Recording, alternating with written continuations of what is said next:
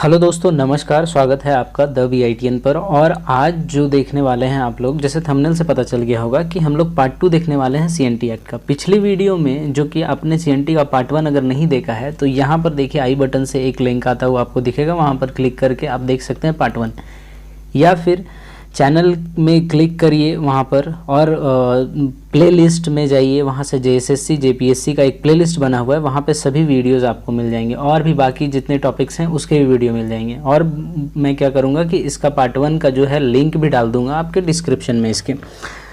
तो जैसा कि आपने वहाँ पे कमेंट करके बताया है कि वो बहुत अच्छे से आपको समझ में आया, बहुत हेल्पफुल हुआ, तो मैं चाहता हूँ कि आपको ये भी वीडियो, ये जो लास्ट पार्ट होगा, सेकंड पार्ट, और ये कंप्लीट हो जाएगी उसके बाद CNT हमारी, जितने भी इम्पॉर्टेंट सेक्शन होंगे, है ना। तो आप अगर नए हैं तो सब्सक्राइब कर लें और प्लीज़ अगर हेल्पफुल लगता है आपको तो शेयर भी कर दें लोगों को, ताकि ये इंग्लिश वाली कंटेंट जो बाइलिंगुअल वाली है, कंटेंट नहीं है मार्केट में, तो they can also get benefited from this. So please help others and do good things and let's start। पिछले जो पार्ट 1 में हम लोग देखे थे 51 सेक्शन तक हम लोग देखे थे ना, 51 तक। अब यहाँ से 51A से 60, पहला जो चैप्टर 9 में देखेंगे हम लोग, वहाँ से स्टार्ट होगा कहाँ से, 51A से लेकर के 63। चैप्टर 9 में क्या बोलता है, general provision as to rent, rent के बारे में, जो लगान होगा, किराया लगान बेसिकली जिसको कहते हैं हम लोग, जो टेनेंट से लिया जाएगा लगान, लैंडलॉर्ड लेगा, उसके बारे में बेसिकली हम लोग यहाँ पर देखने वाले हैं। तो 51 से लेकर के 63 तक दिया हुआ है टेनेंट्स के बारे में। 52 में जो है, देखिए, जो बहुत इंपॉर्टेंट है, रियली में जो इंपॉर्टेंट है, जो बहुत बकवास है, फालतू, जो ज़रूरत नहीं है, उसको मैं नहीं लिख रहा हूँ क्योंकि वो फालतू का सच में बर्डन बनने वाला है, इसीलिए। तो 52 जो है, जो ये इंपॉर्टेंट है, जो डाटा वाली चीज़ें हैं, जो फैक्ट वाली चीज़ें हैं, वो इंपॉर्टेंट है, और बाकी तो कहानी की तरह मैं समझाते चलता ही हूँ आपको। तो 52 में क्या दिया हुआ है, सेक्शन 52 में, कि 4 इंस्टॉलमेंट में कोई भी टेनेंट्स अपना लगान को या अपने रेंट को पे करेगा, किसको, लैंडलॉर्ड को, और लैंडलॉर्ड को 4 इंस्टॉलमेंट में पे करेगा। और कैसे कैसे पे करेगा, 4 इंस्टॉलमेंट कैसे होगा, मान लीजिए हर 1 साल में पे करना है इसको, 100 नहीं लिखना है मुझे, 1 साल में 1 ईयर को अगर 4 पार्ट में बांटेंगे तो 1 ईयर इक्वल टू 12 मंथ होगा, तो हर ईयर में कितनी मंथ आएंगे, 3 मंथ आएंगे नहीं, तो मतलब हर तीसरे महीने के आखिरी दिन तक इसको रेंट पे कर देना है, लगान चुका देना है टेनेंट्स को, किसको, तो लैंडलॉर्ड को। और हर, या तीसरे मंथ कह सकते हैं, या फिर ये हर एक एग्रीकल्चरल ईयर का क्वार्टर, देखिए यहाँ क्या लिखा हुआ है कि last day of each quarter of agricultural year, या दूसरा यही मतलब होता है कि 3 महीने के लास्ट डे में इसको पे कर देना है 4 इंस्टॉलमेंट में।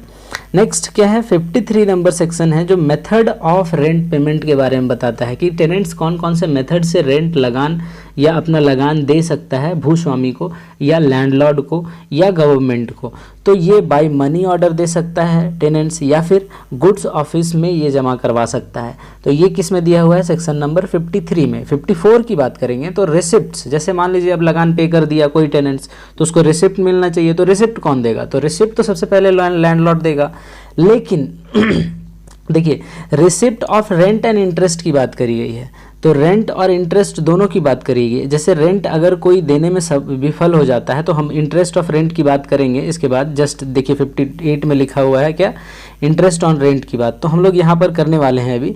तो रिसिप्ट ऑफ रेंट और इंटरेस्ट क्या कौन देगा, तो लैंडलॉर्ड देगा, और किसको, टेनेंट को, जो देगा लगान उसी को देगा ना। लेकिन अगर वो रिफ्यूज़ करता है लैंडलॉर्ड देने से, है ना, रिसिप्ट की मना कर देता है कि नहीं रिसिप्ट नहीं देंगे, मान लो कि पैसा लिया और खाने का उसको प्लान है, पचा देने का प्लान है, तो उस केस में उस लैंडलॉर्ड को 1 मंथ का जेल हो सकता है या फिर 100 रुपये तक का फाइन लग सकता है। ध्यान रखेंगे यहाँ पे और लगा हुआ है, या तो 1 महीने का सादा जेल होगा उसको सिंपल, या फिर 100 रुपये का फाइन लगेगा उसमें। ये किस में है, 54 में। तो ये एक इम्पॉर्टेंट सेक्शन बन जाता है हमारे लिए, ठीक है। अब नेक्स्ट देखते हैं हम लोग कि 58 नंबर क्या है। तो 58 नंबर क्या है हमारा, कि इंटरेस्ट ऑन रेंट, जो अभी बता रहा था मैं कि इंटरेस्ट की बात करेंगे हम लोग, जो रेंट, जो लगान में उसका इंटरेस्ट कब कब देना होगा किसी भी काश्तकार को या टेनेंट्स को। तो ये कब देना होगा, मान लीजिए हर एक साल एग्रीकल्चरल ईयर होता है ना। अगर गवर्नमेंट एग्रीकल्चरल ईयर मानेंगे तो हम लोग 1 अप्रैल से लेकर के 31 मार्च तक मानेंगे, है ना, 31 मार्च तक। ये हर एक साल के आखिरी दिन तक इसको रेंट दे देना है, लगान चुका देना है। अगर ये 31 मार्च का सूर्यास्त होने तक ये रेंट नहीं देता है तो मान लिया जाएगा कि इसका 1 साल का रेंट ड्यू हो गया। हालांकि क्यों नहीं है कि अगले सुबह जाकर के रेंट देने की बात करें तो नहीं, फिर भी नहीं, ये क्या हो जाएगा, उसका ड्यू हो जाएगा रेंट। मतलब if not paid on the last day of agricultural year it is assume to be due. और जैसे ही ड्यू होगा तो उसमें मैक्सिमम ऑफ 6.2% 6.25% का इंटरेस्ट रेट जुड़ना चालू हो सकता है। मैक्सिमम, देखिए इससे कम भी लगाया जा सकता है और ये डिपेंड करेगा टोटली उपायुक्त डिस्ट्रिक्ट डिप्यूटी कमिश्नर पे टोटली, है ना। तो ये मैक्सिमम कितना लगाया जा सकता है, तो 6.25। ये बहुत इंपॉर्टेंट एक तरीके से आपके लिए फैक्ट है, डेटा है, ये सब चीज़ें पूछी जाने वाली चीज़ें हैं, समझ गए। चलिए 63 क्या बोलता है अब 63 पेनल्टी ऑन लैंडलॉर्ड की बात करता है। कब पेनल्टी लग सकता है, कब उसको सज़ा मिल सकती है, दंड मिल सकता है, जबकि लैंडलॉर्ड ज़्यादा एक्स्ट्रा चार्ज कर लेगा किसी भी टेनेंट से रेंट और इंटरेस्ट के अलावा कुछ भी अगर मांग ले टेनेंट से, तो उस केस में उसको पेनल्टी या सज़ा मिल सकती है। सज़ा कौन कौन सी होगी, तो या तो 6 महीने का जेल होगा, या फिर 500 रुपये फाइन लगेंगे उसको लैंडलॉर्ड को, या फिर दोनों की सज़ा हो सकती है। मान लो बहुत ज़्यादा अमाउंट में पैसा मांग लिया, रेंट और इंटरेस्ट, लगान और उसका सूद के अलावा, तो उस केस में, या फिर बहुत हरास भी कर दिया किसी टेनेंट को, तो उस केस में इसको दोनों भी पे करना पड़ सकता है, 6 महीने का जेल या 500 रुपये, नहीं तो दोनों, क्या 600 रुपये भी और 500 रुपये भी और 6 महीने का जेल भी। तो इस तरह से हम लोग का चैप्टर 9 खत्म होता है। अब चैप्टर 9 के बाद ध्यान रखना है कि चैप्टर 10 नहीं आता है, चैप्टर 9A आता है, ठीक है। यही चैप्टर 10 समझिए, या फिर चैप्टर 9A इसको लिखा गया है। तो इसमें सेटलमेंट ऑफ वेस्टलैंड की बात करी गई है। तो वेस्टलैंड कौन सा होगा, जो बंजर ज़मीन की बात करते हैं हम लोग, बंजर ज़मीन की बात करते हैं, है ना, बंजर ज़मीन।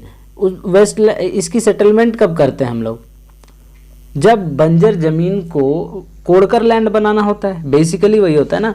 जैसे मान लीजिए ये किसी टेनेंट का खेत है, यहाँ पर लैंड है, ठीक है, इसके अगल बगल कुछ बंजर ज़मीन है इसके सटा हुआ, तो ये क्या करेगा, टेनेंट इतना में खेती कर रहा था पहले से, अब ये चाहेगा, ये जो काश्तकार है, ये किसान है, बोलेगा कि नहीं चलो इस बंजर ज़मीन को भी खुदाई कर करके इसको भी हम अपने में मिला लेते हैं, इतना मान लो मिला लिया या फिर पूरा मिला लिया, तो ये पूरा ज़मीन ये जो बचेगा, ये इधर वाला पोर्शन जो हुआ ये क्या कहलाएगा, ये कहलाएगा कोड़कर लैंड, है ना, कोड़कर लैंड कहलाएगा।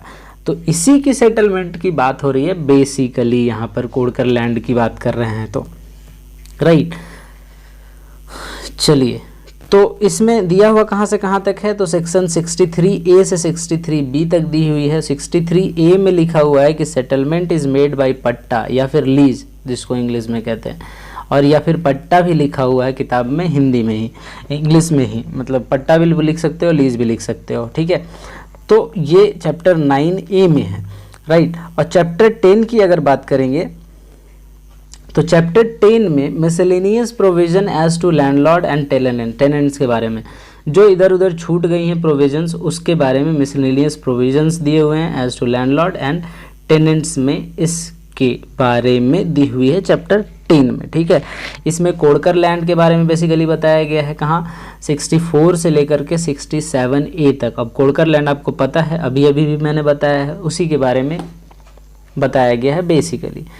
उसके बाद 64 में जो है वो बताया गया है कि कैसे कन्वर्जन ऑफ लैंड इनटू कोड़कर होता है। जैसे वही बताया कि आपको मान लीजिए ये कोई किसान था, इधर वाली ज़मीन बंजर थी, वेस्ट लैंड थी, इसको कोड़कर बना दिया, कोड़कर भूमि, तो इसको भी तो वो डीसी साहब से बोलेगा कि साहब ये हमारे ऑक्यूपेंसी राइट में इसको डाल दीजिए। तो ये कन्वर्जन कैसे होता है, तो बाय डीसी के परमिशन से होती है ये कन्वर्जन। और ये कहाँ दिया हुआ है, सेक्शन नंबर 64 में दिया हुआ है। 67 देखिए, 67 क्यों है इम्पॉर्टेंट, क्योंकि इसमें क्या बताया गया है कि if any one holds a land, समझ लीजिए कि अगर कोई भी एक किसान है या कोई टेनेंट्स है किसी लैंड को होल्ड करता है ना, ये either in the form of Kodkar, ये भले इसको क्या था, ये पहले इसका लैंड था, मान लीजिए अपना लैंड था किसी टेनेंट का, बाद में ये वाला कोडकर लैंड भी इसमें मिला दिया तो ये कोडकर लैंड हो गया। और अगर ये होल्ड करता है कोई टेनेंट और ये अपने कब्जे में रखता है, ठीक है, होल्ड करने का मतलब है कि अपने कब्जे में रखता है, ठीक ना, तो और 12 साल तक अगर इसमें खेती करे या ना करे वो, फिर भी इसका ऑक्यूपेंसी राइट होगा इस पूरे लैंड में, कोडकर लैंड में। और ये कौन देंगे, इसको डीसी साहब देंगे फिर से। तो occupancy right on Kodkar land की बात करता है कौन, 67 ए है एक, ये भी एक इम्पॉर्टेंट है क्योंकि रेंट ऑफ कोडकर लैंड क्या होता है, तो ये हमें लगता है इम्पॉर्टेंट ही नहीं, बहुत ज़्यादा इम्पॉर्टेंट है। तो रेंट ऑफ कोडकर लैंड की बात करेंगे तो इसको ऐसे समझिए, इसमें पहला प्रोविज़न क्या है कि यहीं पे रहने देता हूँ मैं ताकि आप स्क्रीनशॉट भी चाहें तो ले सकते हैं। पहला प्रोविज़न क्या है कि मान लीजिए ये कोई किसान ऐसा है, ये कोडकर लैंड है और इसको डीसी साहब से जा कर के किसी एक डेट में वो इसको कन्वर्ट करा लेता है। मान लीजिए कि 1 अप्रैल को ये गया डीसी के ऑफिस में और वो कन्वर्ट करा लिया, उसी दिन अपने ऑक्यूपेंसी राइट में इसको डलवा लिया या कोडकर लैंड के रूप में लिखवा लिया। तो इस पे रेंट कैसे लगेगा, तो देख लीजिए यहाँ पे कि अगर ये 1 अप्रैल में ही करा लिया तो इसको 5 साल तक कोई रेंट नहीं देना होगा। ध्यान से सुनिएगा इस बात को, ये कंफ्यूजिंग हो सकता है आपके लिए। नहीं तो अगर 1 अप्रैल को ही करा लिया तो 5 साल तक कोई रेंट नहीं देना होगा। अगर ये 31 मार्च को कराया, ध्यान से सुनिए, 31 मार्च को कराया तो इसको अगले 4 साल तक कोई रेंट नहीं देना होगा। मतलब क्या है कि जब भी वो रजिस्ट्री कराएगा कोडकर लैंड के फॉर्म में तो उसका जो पहला ईयर होगा agricultural year, first agricultural year का जो लास्ट क्रॉप कटेगा तब तक कोई काउंटिंग नहीं होगी, उसके बाद 4 साल तक इसको रेंट नहीं देना होगा। मतलब इसलिए मैंने बोला कि अगर 1 अप्रैल को ये कराता है तो ये तो पहला एग्रीकल्चरल ईयर नेक्स्ट पूरा 1 साल चलेगा, 1 अप्रैल टू 31 मार्च, समझ रहे हैं आप। तो ये 1 साल तो इसके ग्रैप में मिल गया, ये खुद ही मिल गया इसको तो कोई टेंशन नहीं है, 1 साल एक्स्ट्रा मिल गया। अब ये लास्ट फसल कटेगी 31 मार्च तक और उसके बाद 4 साल और इसको मिल जाता है। मतलब इस कंडीशन में कहने का मतलब है कि मैक्सिमम 5 साल मिल सकता है और मिनिमम 4 साल, मतलब ये greater than equal to 4 year हो सकता है जिसमें रेंट नहीं लगेगा और लेस देन इक्वल टू 5 साल, 5 साल भी हो सकता है और 4 साल भी हो सकता है, ठीक है। तो इसको ध्यान रखेंगे, ठीक। और उसके बाद और रेंट कितना लगेगा, और रेंट की बात करेंगे तो रेंट लगेगा इसका 1/2, मतलब आधे से कम। कैसे लैंड का आधे से कम, तो जो 3rd क्लास रिच लैंड होगा, धनहर भूमि जिसको बोलते हैं, धान की खेती जिसमें होती है 3rd क्लास की धान की खेती, याद रखेंगे ये बहुत इंपॉर्टेंट है।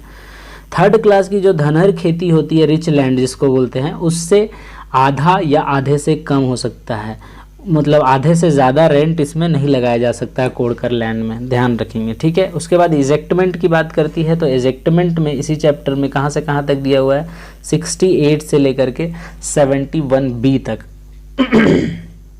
राइट, 68 से लेकर 71B तक। अब 71 में क्या है, बहुत इंपॉर्टेंट नहीं है बाकी चीज़ें, इसीलिए वो स्किप कर दिया हूँ। 71 में क्या है, power to replace in possession tenants unlawfully ejected. देखिए 71 बताता है, वो लिखा हुआ है उसमें, या 71 सेक्शन में क्या दिया गया है, पावर दिया गया है किसी भी टेनेंट्स को वापस से, अगर मान लीजिए कोई टेनेंट ए है ना, कि इसको कोई गैर कानूनी तरीके से अपने अधिकार से उसके जो लैंड है उससे निष्कासित कर दिया गया, उससे छीन ली गई लैंड, तो उस कंडीशन में अगर ये अनलॉफुली अगर ये हटाया गया है इसको, तो वापस से इसको मिल सकता है ये लैंड। इसी के बारे में बताता है 71A क्या है, सेम चीज़ बताता है, लेकिन इन दिस केस ये शेड्यूल्ड ट्राइब के बारे में बताता है, अनुसूचित जनजाति के बारे में बताता है ये,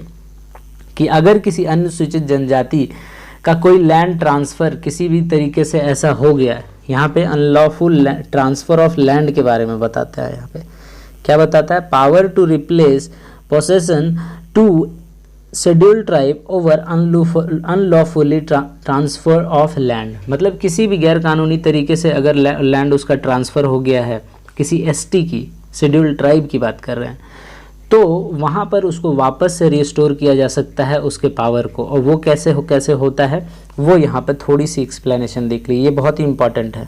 क्या है ये, बहुत ही ज़्यादा इंपॉर्टेंट है। कैसे, पहला देखिए कि if transfer of STs raiyat land is not done according to section 46। Section 46 आपको याद नहीं है तो आप एक बार फिर से देख लें। सेक्शन 46 में क्या था कि ट्रांसफ़र, वही रैयत के राइट का ट्रांसफ़र के बारे में सब कुछ दिया हुआ है, ट्रांसफ़र ऑफ रैयत, राइट्स ऑफ रैयत। तो अगर उसके आधार पर नहीं हुआ, किसी भी एसटी रैयत जब लैंड का ट्रांसफ़र करता है और सेक्शन 46 के आधार पर नहीं हुआ, तब उस केस में जो डिप्यूटी कमिश्नर होंगे उस ट्रांसफ़र को कैंसिल कर सकते हैं और वापस से जा कर के वो एसटी रैयत को वो ज़मीन मिल सकता है वापस से। ठीक है, उसके बाद दूसरी और बात क्या है कि अगर resettlement can be done in case of no hire. मतलब क्या है कि मान लीजिए ट्रांसफ़र किया ए क्या है, कोई एसटी है, ठीक है, ये तो जनरल में भी होता है कि जनरल मतलब एसटी एससी ओबीसी किसी की बात करेंगे हम लोग। ए मान लीजिए बी को ट्रांसफ़र करता है लैंड और इसका कोई हायर नहीं है, कोई वंशज नहीं है, तो ये ऑटोमेटिकली वापस इसके पास आ जाता है। ये रीसेटलमेंट इसको बोलते थे हम लोग, रीसेटलमेंट अगर पढ़े भी थे हम लोग। ठीक है, उसके बाद इम्पॉर्टेंट ये क्या है एक कि मान लीजिए कोई रैयत है वो अपने लैंड का ट्रांसफ़र कर लेता है किसी को, बी को। मान लीजिए कोई रैयत ए है, समझिए ऐसे इसको, ठीक है, अगर आप स्क्रीनशॉट लेना चाहते हैं तो ले सकते हैं इसको। मान लीजिए कोई नहीं ले करके आप लिखें अपने भाषा में तो ही बेहतर है, या कहानी की तरह एक बार पहले सुने फिर देखें। जो भी करना है आपको, स्क्रीनशॉट लेना है वो ले लें, या फिर अगर आपको ये नोट्स चाहिए तो मैं ये बता रहा हूँ कि ये नोट्स हमारे पास PDF में नहीं है, ये एक स्पेशल .iwb फॉर्मेट में है, एक्सटेंशन में है। तो इसके लिए आपको एक एप्लीकेशन डाउनलोड करना पड़ेगा। अगर आप कहेंगे तो मैं फिर बताऊंगा आपको कि कौन सा एप्लीकेशन डाउनलोड करना है और फिर वहाँ से इसको रीड कर सकता है वही एक चीज़। ठीक है, तो मैं क्या समझा रहा था कि अगर कोई मान लीजिए टेनेंट ए है, किसी बी को अपना कोई ज़मीन ट्रांसफ़र करता है, मान लीजिए ये ज़मीन बी को ट्रांसफ़र कर दिया ये, ठीक है। अब ट्रांसफ़र करने के 30 साल के बाद ये क्या किया कि इतने पोर्शन में ज़मीन के ये घर भी बना लिया। कौन, ए ट्रांसफ़र कर चुका है बी को, लेकिन 30 साल के अंदर क्या किया कि इस पोर्शन में घर भी बना लिया और बोला बी को कि इस घर का भी पैसा दो तुम, तभी ये तुम्हारे अंदर आएगा पूरा। ठीक है, लेकिन बी क्या बोलता है कि नहीं, हम इस घर का पैसा नहीं दे सकते हैं। तो इस कंडीशन में ये बी का अधिकार हो जाता है और इस अधिकार को बचाने के लिए डीसी साहब आगे आते हैं और डीसी क्या करता है कि इसको ए को ऑर्डर देता है कि या तो इस घर को तुम तोड़ के हटा लो या फिर हम हटा देंगे। तो डीसी इसी के कारण इसको 2 साल का टाइम देता है ए को, टेनेंट को, ए को, किसी रैयत को कि इस घर को हटा लो। नहीं हटाता है 2 साल में तो डीसी ऑर्डर देते हैं और ये घर को हटा दिया जाता है और बी के पूरा ये ज़मीन बी के कब्जे में वापस से आ जाता है।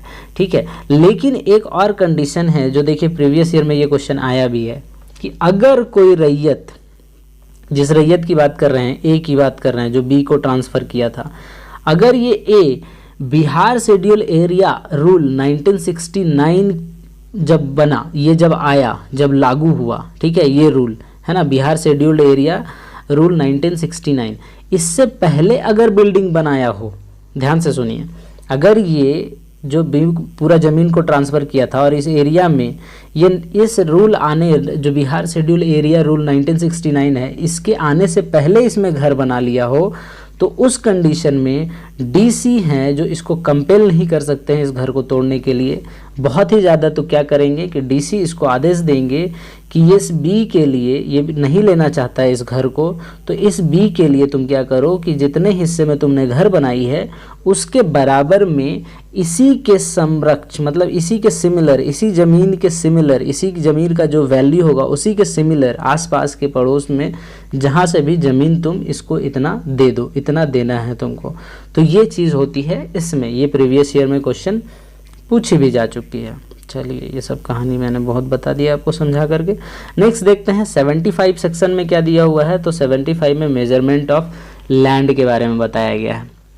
मतलब क्या है कि लैंडलॉर्ड कभी भी चाहे तो उसका अधिकार है कि मेजरमेंट ऑफ लैंड ले सकता है, सिंपल सी बात है। ठीक है, चैप्टर 11 की बात करेंगे तो इसमें कस्टम्स और कॉन्ट्रैक्ट्स के बारे में, यानी रीति रिवाज, रूढ़ी और ये सब चीज़ के बारे में इसमें दिया हुआ है। इसमें सेक्शंस कहाँ से कहाँ तक हैं, तो 76 से लेकर के 79 बी तक दिए हुए हैं। बहुत इंपॉर्टेंट, कोई खास नहीं है। चैप्टर 12 क्या है, चैप्टर 12 में रिकॉर्ड ऑफ राइट्स है एंड सेटलमेंट ऑफ रेंट्स के बारे में दिया हुआ है। तो ये भी बहुत कोई खास इंपॉर्टेंट नहीं है। चैप्टर 8 सेक्शन 80 से लेकर के 100A तक इसमें दिया हुआ है ना। रिकॉर्ड ऑफ राइट्स के बारे में एंड सेटलमेंट ऑफ रेंट्स के बारे में है ये। चैप्टर 13 क्या है, land record and condition for conversion. देखिए इसमें लैंड रिकॉर्ड्स के बारे में बताया गया है कि लैंड रिकॉर्ड्स कहाँ पर है, कैसे पर किस तरह के लैंड्स रिकॉर्ड किए गए हैं। या फिर कन्वर्जन, जो मान लीजिए वही कन्वर्जन, कोई टेनेंट्स अगर अपनी बगल वाले खेत को, जो बंजर खेत था, इसको कोड़कर भूमि बना देता है, तो इसको कन्वर्ज करके, इसको कोड़ करके नाम में लिखना होगा और इसको ऑक्यूपेंसी राइट देना होगा इसमें डीसी को। तो यही कन्वर्जन के बारे में कि कौन कौन से कंडीशन हो सकते हैं इस कन्वर्जन को लेकर के, उसके बारे में लिखा हुआ है कहाँ पर, चैप्टर 13 में। और 101 सेक्शन से लेकर के 117 सेक्शन तक इसकी कहानी लिखी हुई है। ठीक है, बहुत कोई खास इंपॉर्टेंट नहीं है। जो इंपॉर्टेंट चीज़ें हैं मैं डेफिनेटली, आप भरोसा रखिए, मैं बता दे रहा हूँ बहुत अच्छे से। चैप्टर 14 क्या है, चैप्टर 14 में record of landlords privileged land. देखिए इसमें फैक्चुअल चीज़ें हैं, कुछ चीज़ें। ठीक है, तो ये प्रिविलेज्ड लैंड, जो मतलब इसके अधिकार, लैंडलॉर्ड के अधिकार क्षेत्र में जो लैंड होता है अपने अधिकार में, मतलब उसको इसलिए प्रिविलेज्ड लैंड बोलते हैं ऑफ लैंडलॉर्ड्स, उसके बारे में दिया हुआ है सेक्शन 118 से लेकर के 126 तक। और सबसे पहला जो सेक्शन है इसका, सेक्शन 18, देखिए याद रखिए, इसमें चैप्टर 14 में दिया हुआ है प्रिविलेज्ड लैंड के बारे में लैंडलॉर्ड का, और सेक्शन 118 मतलब 118 में definition of landlords privileged land के बारे में दिया हुआ है कि कौन कौन से लैंड को लैंडलॉर्ड के प्रिविलेज्ड लैंड बोलेंगे हम। तो सबसे पहली बात कि ऐसे लैंड जो कि लैंडलॉर्ड खुद कल्टीवेट करता हो, या अपने खेत, अपने हल बैल से, या फिर अपने ट्रैक्टर से, या फिर अपने प्लॉइंग मशीन से, जो भी चीज़ें करके, या फिर खुद लेबर लगा करके रेंट में लेकर के, रेंट में या फिर भाड़ा के मजदूर से काम कराए, खुद कराए, जो सिंपल समझिए, उसको हम लोग कहते हैं कि ये प्रिविलेज्ड लैंड है, किसका, लैंडलॉर्ड का। दूसरी बात, ये पहला पॉइंट हुआ। दूसरा, ऐसे लैंडलॉर्ड जिसको जीरत लैंड्स के नाम से जानते हैं। ठीक है, कौन से, जीरत लैंड, ध्यान रखेंगे, ये नाम पूछा जा सकता है घुमा फिरा करके, ऐसे भी डेफिनेटली पूछा जा सकता है, नो डाउट। और वो लैंड छोटा नागपुर के डिवीज़न में पाया जाता है। ध्यान से सुनिए, ऐसे लैंड जो कि जीरत लैंड के नाम से जाने जाते हैं और छोटा नागपुर डिवीज़न में पाए जाने वाले लैंड, सिंपल ऐसे थोड़ा सा ज़्यादा घुमा फिरा रहा हूँ, छोटा नागपुर में जीरत लैंड के नाम से पाया जाने वाला लैंड क्या कहलाता है, प्रिविलेज लैंड कहलाता है लैंडलॉर्ड का। एक्सेप्ट जो रांची में है लैंड, धनबाद में जो लैंड है, और सम पार्ट ऑफ सिंहभूम। देखिए यहाँ पे थोड़ी सी कन्फ्यूजन है, ये सिंहभूम तो ऑलरेडी छोटा नागपुर का एरिया का है नहीं, ये है हमारा कोल्हान डिवीज़न का। तो आप इसको बस इसीलिए मैंने डाउट भी आपका बता दिया यहाँ पर, ये हमें खुद क्लियर नहीं है क्योंकि किताबों में भी ऐसे ही ये लिखा हुआ है। सो बेटर कि मैं अभी आपको बता दूँ, कोई कन्फ्यूज़न में ना रखूँ आपको, तो ये बेहतर है। और अगर आपको कोई सॉल्यूशन मिलती है तो आप कमेंट करके डेफिनेटली इसके बारे में बताएं, हमें भी जानकारी हो जाएगी इसकी।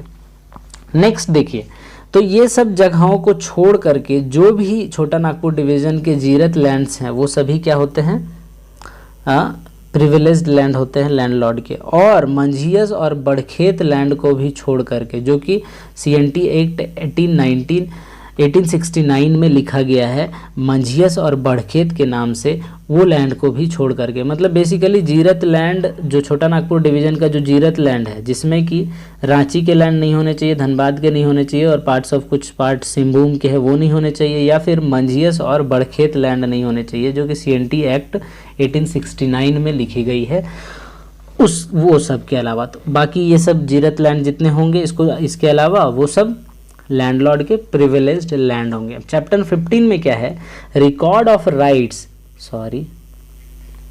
चैप्टर 15 में क्या है, record of rights and obligation of raiyats having khudkatti rights, village headman and other tenant class. देखिए चैप्टर 15 में क्या लिखा गया है, बहुत इंपॉर्टेंट नहीं है लेकिन मैं समझाता हूँ बस आपको। इसका 127 सेक्शन में ही ये वाला लिखा गया है एक्चुअली। इसमें 127 सेक्शन से लेकर के 134 सेक्शन तक है। क्या लिखा हुआ है कि village headman, classes of tenants, other classes of tenants, या फिर ऐसे रैयत जिनको खुदकट्टी राइट्स प्राप्त है, इनमें कुछ ना कुछ ऑब्लिगेशंस इनको लगाई गई है, इनके ऊपर कुछ रोक लगाई गई है, उन्हीं के बारे में यहाँ पर दिया हुआ है। ठीक है, उन्हीं के बारे में चैप्टर 15 में दिया हुआ है। चैप्टर 16 क्या बोलता है, judicial procedure in matters cognizable by deputy commissioner. देखिए जुडिशियल प्रोसीजर जो कि डिप्यूटी कमिश्नर सॉल्व करते हैं, है ना, उसके बारे में दिया हुआ है चैप्टर 16 में। ये सबसे बड़ा चैप्टर है, ठीक है, ये सबसे बड़ा चैप्टर है और ये इंपॉर्टेंट भी है कुछ कुछ हद तक, कुछ कुछ इसके सेक्शन इंपॉर्टेंट है तो हम लोग उसको देखेंगे। देखिए 135 से लेकर 229 सेक्शन तक है इसमें।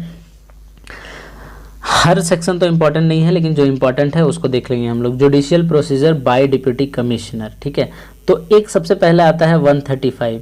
इसमें क्या लिखा गया है कि places of holding DC code, DC अपना कोड कहाँ कहाँ लगा सकते हैं, उनको राइट कहाँ कहाँ लगाने का है। तो देखिए डीसी के डिस्क्रिप्शन में अपने अधिकार क्षेत्र में जितना भी एरिया आता है उसमें कहीं भी जाकर के डीसी अपना ओपन कोर्ट लगा सकते हैं, है ना, या फिर और ये इसी में लिखा हुआ है will be held judgement in open court, तो ये लगा सकते हैं कहीं पर भी, जजमेंट यही ओपन कोर्ट में होगा। एक इम्पॉर्टेंट चीज़ यहाँ पर है जो छोटी सी है लेकिन इम्पॉर्टेंट है, छोटा है पर घाव कर सकता है, ये पूछा जा सकता है। जजमेंट जो होगा डीसी के द्वारा वो इंग्लिश में लिखा जाएगा, ठीक है। चलिए बहुत इंपॉर्टेंट भी नहीं हो सकता है, आई डोंट नो। 179 बहुत इंपॉर्टेंट नहीं है लेकिन बस जानकारी के लिए भी बता दूं, हो सकता है भी है, आज भी जाए। 179 क्या है, पावर ऑफ डीसी। सेक्शन बीच में जो भी सेक्शंस हैं मैं नहीं बता रहा हूँ, जो उसके बारे में आप भूल जाइए, वो है भी नहीं। और अपने से भी चाहें तो आप एक बार पढ़ सकते हैं, नो डाउट, मैं मना नहीं करूँगा, आपको पढ़ सकते हैं आप खुद से भी। 179 क्या है, power of DC to grant lease patta, lease और पट्टा टू रैयत इन डिफॉल्ट ऑफ लैंडलॉर्ड। देखिए 179 क्या बोलता है ना कि अगर कोई लैंडलॉर्ड, अगर लैंडलॉर्ड फेल कर जाता है किसी भी टेनेंट को या रैयत को पट्टा ग्रांट करने में, है ना, with in 3 months of DC order, DC मान लीजिए ऑर्डर दे दिया किसी लैंडलॉर्ड को कि फलाने रैयत को या फलाने एरिया के रैयत्स को, इन रैयत्स को पट्टा दे दो, लीज दे दो, और अगर ये फेल कर जाता है, देन 3 महीने के अंदर नहीं पट्टा दे पाता है, देन डीसी अपने पावर से क्या करेगा कि इन सब को पट्टा प्रोवाइड करा देगा। तो यही एक पावर के बारे में इसको लिखा गया है। 180 क्या है, सेक्शन नंबर कि execution of decree and order of DC. देखिए जो भी डीसी ऑर्डर देगा उसका एग्जीक्यूशन क्या हो जाना चाहिए, सॉरी उसके एग्जीक्यूशन से रिलेटेड उसमें जो भी एप्लीकेशन एक्सेप्ट किया जाएगा वो विद इन 3 साल के अंदर एक्सेप्ट किया जाएगा। जो भी ऑर्डर दे दिया गया है डीसी के द्वारा उसके एग्जीक्यूशन से रिलेटेड, ठीक है। अब अपील्स के बारे में ये बहुत इंपॉर्टेंट है। 215 नंबर का जो सेक्शन है वो यहाँ अपील्स में 215 से लेकर के 229 तक दिया हुआ है। अपील मतलब कि अगर जजमेंट पसंद नहीं आया किसी को भी तो उसके बाद वो अपील कर सकता है, डीसी के जजमेंट नहीं पसंद आया तो अपील। 215 में क्या है कि appeal against the order of DC, DC के जो भी ऑर्डर आए हैं, जजमेंट आए हैं, उसके अगेंस्ट में अपील करना। तो कैसे कैसे कंडीशन में अपील कर सकते हैं, अगर मान लीजिए वो पेनल्टी जो डीसी है और वो दिए हैं 100 रुपीज़ के अंदर या फिर अप टू 100 रुपीज़ किसी को पेनल्टी लगाए हैं और वो संतुष्ट नहीं है, वो चाहता है कि नहीं हम ये गलत पेनल्टी लगाया हुआ है, तब भी उसका कुछ नहीं हो सकता है। डीसी जजमेंट क्या होगा, फाइनल होगा and no appeal is taken, ठीक है, 100 रुपये तक का हुआ। लेकिन अगर डीसी का ऑर्डर या फिर पेनल्टी या फिर कुछ भी सज़ा 100 रुपये से 5000 तक के बीच का है तो अपील किया जा सकता है टेनेंट के द्वारा या जिस पे भी लगाया गया, ये लैंडलॉर्ड के द्वारा या किसी पे जिस पे भी लगाया गया है, तो वो अपील कहाँ कर सकता है? जुडिशियल कमिश्नर के द्वारा। जो भी गवर्नमेंट के द्वारा जुडिशियल कमिश्नर अपॉइंटेड होगा उसके पास जाकर के ये अपील कर सकता है। और अगर मामला 5000 से ज़्यादा हो तो वो सीधा हाई कोर्ट में अपील कर सकता है। ठीक है। सेक्शन नंबर 221 देखिए क्या है? Readmission of appeal. मतलब वही कि अगर पसंद नहीं आया, नहीं, इसका मतलब क्या है समझिए 221 का, कि अगर दो टेनेंट्स के बीच में, या फिर एक लैंडलॉर्ड हो सकता है, एक टेनेंट हो सकता है, ठीक है, दो पक्षों के बीच में डीसी साहब कोर्ट में सुनवाई कर रहे हैं, ठीक है, और एक पक्ष मान लीजिए ये A1 है, ये A2 है। A2 साहब क्या हुआ कि गायब था पहले सुनवाई के दिन में, ठीक है, तो ये री अपील कर सकता है, सॉरी, ये जो A2 होगा वो, और मान लो यहाँ पे सारे दलीलों को सुनते हुए डीसी ने ऑर्डर भी दे दिया पहले सुनवाई में, ठीक है, और A2 क्या था, यहाँ पे एब्सेंट था, तो A2 वापस से अपील कर सकता है कि साहब फिर से एक बार सुन लीजिए और फिर से ऑर्डर दीजिए, फिर से जजमेंट सुनाइए। लेकिन इस कंडीशन में इसको वैलिड रीजंस देने होंगे कि क्यों ये एब्सेंट था। अगर वो प्रूफ कर पाता है कि ये एब्सेंट सही था, मतलब इसका एब्सेंसी प्रूफ हो जाता है कि सही में कुछ रीजन की वजह से एब्सेंट था, तभी ये जाकर के फिर से डीसी सुनवाई कर सकते हैं। मतलब क्या, if a person appealing proves, जो अपील करने वाला पर्सन है, proves valid reason for his absence during first appeal, then DC फिर से सुनवाई कर सकेंगे। ये 221 में है। चैप्टर 16 क्या बोलता है? Summary procedure for the recovery of rents under the Bihar and Orissa public demand recovery act 1914। देखिए ये रिकवरी ऑफ रेंट है, रेंट का रिकवरी करने का प्रोसीजर के बारे में बताता है चैप्टर 16, जो कि under the Bihar and Orissa public demand recovery act के अंदर आता है 1914 के अंदर। तो ये बहुत ही कोई खास इंपॉर्टेंट नहीं है। इसमें 229 एक सेक्शन है जो कि जिसमें रिकवरी ऑफ बकाया रेंट जो होगा, एरियर्स ऑफ रेंट होगा, उसके बारे में लिखा गया है। ठीक है, तो नेक्स्ट चैप्टर 17 क्या कहता है? चैप्टर 17 में लिमिटेशंस के बारे में दी हुई है कि कौन कौन सी धाराएं में क्या क्या लिमिटेशंस है, किसकी लिमिटेशंस, लैंडलॉर्ड्स की क्या लिमिटेशंस है, या फिर काश्तकारों की क्या, या टेनेंट्स जिसको कहते हैं हम लोग, टेनेंट्स, समझ रहे ना, उसकी क्या लिमिटेशंस है, कौन कौन से एप्लीकेशन में लिमिटेशंस हैं, कि डीसी को कौन सा एप्लीकेशन दिया जा सकता है, कौन एक्सेप्ट कर सकता है, नहीं, ये सब थिंग्स के बारे में दी हुई है। तो इसमें इम्पॉर्टेंट जो लिमिटेशंस है वो एक 237 में है, और जिसका सेक्शन कहाँ से कहाँ तक है, बस ये याद रखें कि चैप्टर 17 में दिया हुआ है लिमिटेशंस। कोई खास इंपॉर्टेंट नहीं है, बट याद रख लें, सिर्फ चैप्टर का नाम और चैप्टर नंबर ये याद होना चाहिए, और कुछ इंपॉर्टेंट सेक्शंस। तो 230 और 238 तक दिया हुआ है इसमें जो सेक्शंस हैं, है ना, मतलब 8 सेक्शंस दिए हुए हैं इसमें। तो 237 जो है एक इम्पॉर्टेंट है, कहता है कि limitation of application for recovery of position of holdings. मतलब कौन कौन से कंडीशन में लिमिटेशंस होगा, कि मान लो कि जैसे ए है, ये कोई ज़मीन पे क्लेम कर रहा है कि इसको हमको वापस से दिला, ये मेरा राइट्स होना चाहिए, है ना, होल्डिंग में, क्योंकि ये गलती से किसी और को चला गया या किसी धोखेधड़ी से चला गया। तो इन सब कंडीशन में भी क्या क्या एप्लीकेशन, डीसी को अब एप्लीकेशन देगा ये जा करके, तो उसमें क्या लिमिटेशंस है उसके बारे में 237 बताता है। कहता है कि ये जब इजेक्टमेंट हो गया इसका, मतलब ए का मान लीजिए इस होल्डिंग से हटा दिया गया, ये बेदखल कर दिया गया अपने ज़मीन से, तो उसके जिस दिन हुआ बेदखल उसके 3 साल के अंदर इसको वापस से एप्लीकेशन देना पड़ेगा डीसी को। ये एक लिमिटेशन में दी गई है। और 238 क्या है? तो लिमिटेशंस ऑफ सूट्स और application by village headman for the recovery of possession. Again यहाँ पर भी अगर चाहे कोई हेडमैन, विलेज का हेडमैन हो, वो अगर किसी लिमिटेशन किसी एप्लीकेशन को देना चाहता है रिकवरी ऑफ वापस कोई लैंड के लिए, अपने होल्डिंग के लिए, तो वहाँ पर भी 3 साल का लिमिटेशन है। बस ध्यान ये रखें कि जहाँ से जिस डेट को इजेक्टमेंट होगी उससे 3 साल के अंदर एप्लीकेशन देना है, ये लिमिटेशंस में लिखा हुआ है। तो ये एक डेटा इंपॉर्टेंट है। Chapter 18 is very much important. इसमें स्पेशल जो provision with respect to Mundari khudkattidar, देखिए मुंडारी खुदकट्टीदार भी एक तरह के रैयत होते हैं। अब इनके बारे में स्पेशली हम लोगों ने नहीं पढ़ा है अभी तक। रैयत के बारे में पढ़ा है कि रैयत को ऑक्यूपेंसी राइट्स कब कब होती हैं, या फिर मुंडारी खुदकट्टीदार्स या फिर भूइयर्स, ये सब को भी ऑक्यूपेंसी राइट्स होती हैं, राइट। बट स्पेशली मुंडारी खुदकट्टीदार्स के स्पेशल प्रोविजंस को चैप्टर 18 में अलग से दिया गया है, और यहाँ पे 239 सेक्शन से लेकर के 256 तक इसमें सेक्शंस दिए हुए हैं, और एक एक करके जो भी चीज़ें इसमें दी हुई हैं हम लोग देखते हैं इंपॉर्टेंट चीज़ें क्या है। तो 239 से 256 में एक इम्पॉर्टेंट सेक्शन है, वो है 240। कौन सा 240? इसमें क्या बताता है कि restriction on Mundari खुदकट्टीदारी tenancies, sorry,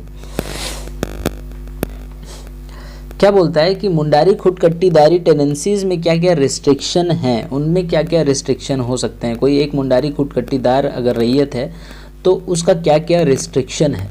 तो कहा जाता है कि इसमें कह रहा है कि कोर्ट्स का कोई भी ऑर्डर से कोई भी मुंडारी खुदकट्टीदार अपने लैंड का ट्रांसफ़र नहीं कर सकता है, एक्सेप्ट, देखिए यहाँ पर भी एक्सेप्शन है। ऐसा तो हो ही नहीं सकता है कि मुंडारी खुदकट्टीदार की कभी भी ज़मीन इधर उधर से ट्रांसफ़र हो ही नहीं सकती है। हर चीज़ का इलाज है, हर चीज़ का तोड़ है, हम जानते हैं। तो ये इस कानून में भी बनाया गया है ये चीज़। हालांकि ये लिखा गया है कि कोर्ट का भी ऑर्डर काम नहीं आएगा अगर मुंडारी खुदकट्टीदार, सेम एज जैसे एसटी या फिर शेड्यूल कास्ट के ज़मीन को भी ट्रांसफ़र नहीं किया जा सकता है बाई कोर्ट ऑर्डर। तो इसी तरह से यहाँ पर भी मुंडारी खुदकट्टीदार के भी जो ज़मीन होते हैं उसके भी ट्रांसफ़र को नहीं किया जा सकता है। लेकिन एक्सेप्ट क्या रीज़न है कि जो CNT 1903 में ड्राफ्ट हुई जो बनी है ना, जो उसका उसके पहले अगर कोई मान लीजिए, ऐसे समझिए इसको, कोई मुंडारी खुदकट्टीदार A है, इसको मैं M से ही लिखता हूँ, चलिए M है, कोई मुंडारी खुदकट्टीदार टेनेंट है, ये ऑब्वियसली किसान है कोई, ठीक है, जिसको मुंडारी खुदकट्टीदार का राइट दिया गया है। अब ये 1903 में जो CNT बना है ना, उससे पहले अगर कोई पर्सन L है ना, उससे L या फिर हाँ L समझ लीजिए कोई पर्सन है ना, या फिर L नहीं लेते हैं, कोई A लेते हैं, ठीक है, इससे कोई उधार लेके रखा है या डेब्ट लेकर के रखा, कर्ज लेकर के रखा है, ये 1903 की बात है। उस कंडीशन में कोर्ट का ऑर्डर वैलिड होगा कि ये अपने कुछ पार्ट ऑफ ज़मीन को वापस से इसको बेच सकता है ताकि अपने कर्ज का चुकता कर सके। ध्यान रखें कब के लिए, ये 1903 CNT से पहले अगर ये कर्ज लिया हो तो उस कर्ज के समाधान के लिए उसको बेचा जा सकता है। और इस केस में अगर DC ने ऑर्डर नहीं किया या डिनाई करता है ऑर्डर देने से, है ना, DC denies the giving the order, then क्या बोलते हैं, कुर्की जब्ती हो जाएगा, इम्पॉर्टमेंट कॉन्फिस्केशन किया जा सकता है, उसके घर, उसके ज़मीन का या फिर उसके सामानों का ये किया जा सकता है किसी भी मुंडारी खुदकट्टीदार का, और वहाँ से वसूला जा सकता है उसके कर्ज को। 249 में कहता है ट्रांसफ़र फॉर सर्टेन पर्पस। अब देखिए अभी पहला में बताया कि 240 में कि कोई कोर्ट का भी ऑर्डर नहीं काम कर सकता है, लेकिन फिर उसके बाद निकला करके कि 1903 से पहले कोई अगर कर्ज ले करके रखा है तो उसके एवज में वो बेच सकता है ज़मीन को, या वापस जिससे कर्ज लिया उसको दे सकता है। फिर तोड़ क्या निकला कि इन सब पर्पस के लिए मुंडारी खुदकट्टीदार के भी ज़मीन का ट्रांसफ़र हो सकता है। तो कहीं ना कहीं हर चीज़ का तोड़ है, तो ऐसा नहीं है कि पूरी तरह से ही बचाया जा रहा है। और ये भी ज़रूरी है क्योंकि बहुत सारी स्कीम्स हैं जहाँ पर आकर के इन कारणों से कि किसी का ज़मीन ही ट्रांसफ़र नहीं हो पाएगा तो वहाँ पर ये बाधित हो जाती है। जैसे इन सब सर्टेन पर्पस में ट्रांसफ़र हो सकता है, लाइक रिलीजियस हो या फिर एजुकेशनल कोई स्कीम्स बन रही हो, है ना, कोई प्रोजेक्ट हो, तो उन सब कंडीशन में मुंडारी खुदकट्टीदार की या कोई भी तरह की ज़मीन का ट्रांसफ़र हो सकता है। इससे पहले भी हम लोग देख लिए हैं कि वो चाहे ST का हो, SC का हो, BC का हो, या फिर ऑक्यूपेंसी राइट पाया हुआ लैंड हो कोई, या कुछ भी हो ऐसा, है ना। उसके बाद इरिगेशन स्कीम कोई बनाई जा रही हो तो उसके लिए, और इन दोनों के लिए या फिर इन दोनों जैसा कोई स्कीम हो उसके लिए रोड्स अगर निकालना हो और कोई ज़मीन बीच में बाधा कर रही है तो उस रोड्स का भी लिया जा सकता है, उस रोड्स की भी ट्रांसफ़र की जा सकती है, चाहे वो मुंडारी खुदकट्टीदार हो या फिर कोई भी हो। अब देखिए इन्हांसमेंट ऑफ रेंट कैसे होता है मुंडारी खुदकट्टीदार में, तो बाई DC के ऑर्डर से होगा। दूसरी बात, कि ये अगर प्रूफ हो जाए, दूसरी बात ये क्या है, डीसी के ऑर्डर होगा, लेकिन डीसी के सामने अगर ये प्रूफ हो जाए कि ये जो रेंट बढ़ाया जा रहा है ये 20 साल के अंदर ही बढ़ाया जा रहा है, मतलब जिस दिन से, मान लीजिए कोई एक डेट है, फिक्स डेट है, मान लीजिए कोई डेट डी है ना, D1 है, ठीक है, और कोई इस दिन को मान लीजिए किसी मुंडा को मुंडारी खुटकट्टी दास का राइट दिया गया किसी होल्डिंग के लिए, ठीक है। अब कोई डेट डी, छोटा D1 में हम लोग जा कर के, या फिर इसमें बताया जा रहा है कि इस डेट में रेंट को इन्हांस करना है, तो इन दोनों के बीच में जो फासला होना चाहिए वो 20 साल से कम का होना चाहिए। अगर 20 साल से कम का होगा तब जा कर के ये रेंट बढ़ेगा, नहीं तो नहीं बढ़ेगा। मतलब क्या है कि 20 साल का कम फासला होना चाहिए उस डेट से जिस डेट में मुंडारी खुटकट्टीदार का राइट्स मिला है, उसको ज़मीन लिखी गई है, उसको दी गई है राइट्स, है ना, तभी रेंट इंक्रीज किया जा सकता है। दूसरी बात क्या है, रिकवरी ऑफ रेंट, बकाया रेंट, एरियर रेंट कैसे हो सकता है, तो अगर टेनेंट नहीं पे करता है, समझ लीजिए यहाँ पे मुंडारी खुटकट्टीदार राइट्स पाए हुए टेनेंट्स की बात कर रहे हैं हम लोग, अगर वो रेंट पे नहीं करता है, देन जिस दिन से वो रेंट पे नहीं कर रहा है, मान लीजिए 1 साल या 2 साल, जहाँ से भी बकाया हो गया उसका, from the day he got tenancy rights, मतलब जिस दिन से अगर वो टेनेंसी राइट मिला उस दिन से अगर वो पे नहीं कर रहा है, पे ही नहीं किया है कोई भी रेंट, तो वो लायबल होगा कितना, 12.50% सिंपल इंटरेस्ट के लिए, और डीसी ऑर्डर देंगे उसको कि लैंडलॉर्ड को इतने इंटरेस्ट के साथ तुम अब पे करोगे सारा बकाया रेंट, ठीक है। सिंपल इंटरेस्ट यहाँ पर है। 253 में अपील्स के बारे में दी हुई है, तो कोई खास बहुत ये नहीं है इम्पॉर्टेंट। चैप्टर 19 जो लास्ट चैप्टर है, इसमें क्या है, सप्लीमेंटल प्रोविजंस के बारे में दी गई है। सप्लीमेंटल प्रोविजंस कहाँ से कहाँ तक है, 257 से 271 लास्ट सेक्शन है। अब 257 में क्या दिया हुआ है, जॉइंट लैंडलॉर्ड्स के बारे में। अगर आप एसपीटी वाली वीडियो देखेंगे तो मैंने उसमें जॉइंट लैंडलॉर्ड्स के बारे में बहुत अच्छे से बताया है। यहाँ पे भी मैं थोड़ी सी डिस्कस कर देना चाहता हूँ कि जॉइंट लैंडलॉर्ड्स क्या होता है, कि जैसे कोई ज़मीन है, ये इसका सेटलमेंट करना है ना, फॉर द पर्पस ऑफ कि ये लोग टेनेंट को बाद में दें और वहाँ से रेंट ले सकें, इसमें खेती की जा सके।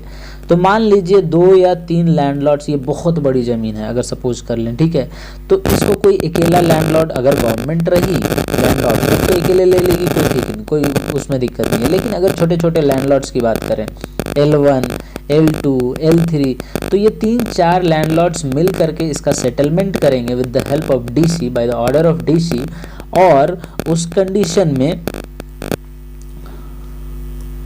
L1 ऐसे, अरे यार क्या हो रहा है, और इसका सेटलमेंट करेंगे 3-4 लैंडलॉर्ड्स मिल करके, तो उस कंडीशन में इसको हम लोग कहते हैं जॉइंट लैंडलॉर्ड्स। ये लोग जॉइंट लैंडलॉर्ड्स बन गए हैं इस ज़मीन का, है ना। 257 क्या कहता है, bar to suits under certain cases, मतलब किसी सर्टेन केसेस है, कुछ सर्टेन केसेस हैं जहाँ पर हम लोग ये केसेस भी नहीं कर सकते हैं कोर्ट में, या डीसी के पास भी अपील नहीं कर सकते हैं।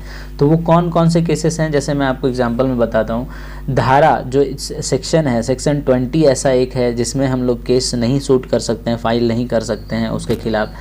सेक्शन 32, सेक्शन 35, सेक्शन 42, सेक्शन 46, 49, 50, 54, 61, 63, 65, 73, 74, 75, 85, 86, 87, 89, 91, और जो चैप्टर हैं 13, 14, 15, 16, 18 के बहुत सारे जो एप्लीकेशंस हैं उसमें उसके खिलाफ हम लोग जो हैं वो सूट नहीं कर सकते हैं। तो ये बहुत इंपॉर्टेंट नहीं है, बस मैंने अगर बोल दिया है आपको, तो चाहे तो नोट डाउन भी कर सकते हैं आप।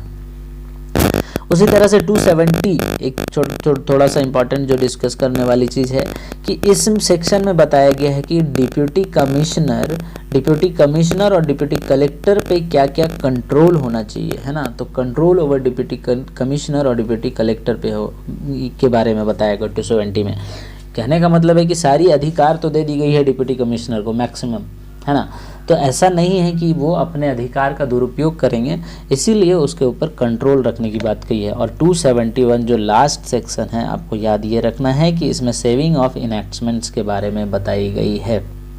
मतलब कि जितने भी अधिकारी इसमें इन्वॉल्व हैं उसमें कोई एक दूसरे के काम पे क्या बोलते हैं उसको, इंटरफेरेंस नहीं करेंगे। हर किसी को अपने इंडिपेंडेंटली काम करने का अधिकार है। लेकिन डीसी इसमें जो उपायुक्त होते हैं, डिप्यूटी कमिश्नर, सबसे टॉप लेवल के होते हैं, तो इसके निगरानी में ऑब्वियसली काम करेंगे डिप्यूटी कलेक्टर, एसडीएम या फिर कोई भी ऐसा ऑफिसर, रेवेन्यू ऑफिसर या फिर कोई भी ऐसा ऑफिसर जो डिप्यूटी कमिश्नर जिसको पावर दे रखेगा कि तुम है जो ये काम कर सकते हो, मेरे पावर को लेकर के इन सब चीज़ों की सुनवाई कर सकते हो। तो this was all about CNT act 1908। I hope कि आपको बहुत अच्छे से समझ आया हो, और थोड़ी सी बहुत अगर कहीं हिचक रह रही हो तो मैं बताता हूँ आपको कि 1 से 2 बार आप वीडियो देखेंगे, डेफिनेटली 2 बार में पूरा क्रिस्टल क्लियर हो जाएगा। और आपको मैंने जैसे जैसे बताया कि ये इंपॉर्टेंट सेक्शन है, ये इंपॉर्टेंट सेक्शन है, तो उन सब को नोट डाउन कर लें और बार बार रिवीजन उन सब का करें। और फिर अगर भूल जाते हैं तो वापस से वीडियो देख करके रिवीजन कर सकते हैं। ये था CNT एक्ट के बारे में। इसके बाद मैं एक वीडियो बनाऊंगा जिसमें क्वेश्चंस होंगे, मिनिमम 50 क्वेश्चंस के आसपास हम लोग करेंगे। उसमें फिर से मैं बहुत सारी एक्सप्लेनेशन दूंगा, जो भी आंसर्स आएंगे उससे रिलेटेड, या फिर जो भी क्वेश्चंस दूंगा वहाँ पर उससे रिलेटेड। और अगर आप कहेंगे तो मैं उस सेशन को लाइव कर सकता हूं, अगर लाइव के पक्ष में है तो हम लोग लाइव करेंगे उसको। आप कमेंट करके जैसा हो बताएं। And thank you for watching. Please share this video to all the needy, because मैं देखता हूं कि यूट्यूब पे कहीं पर भी कोई भी एक सिंगल वीडियो नहीं पड़ा हुआ है जिसको इंग्लिश में लोग लिख करके या इंग्लिश में कंटेंट दें। हालांकि समझाना हिंदी में ही होता है, बाइलिंगुअल इसको कहते हैं जैसे, लेकिन ऐसा नहीं है, क्योंकि बहुत सारा काश्तकार ये सब चीज़ें सुन करके माथा ख़राब ऐसे ही हो जाता है। So the peoples who are like preparing with the English medium, so maybe they will find it helpful. So please share these videos, and thank you for watching. Have a good day.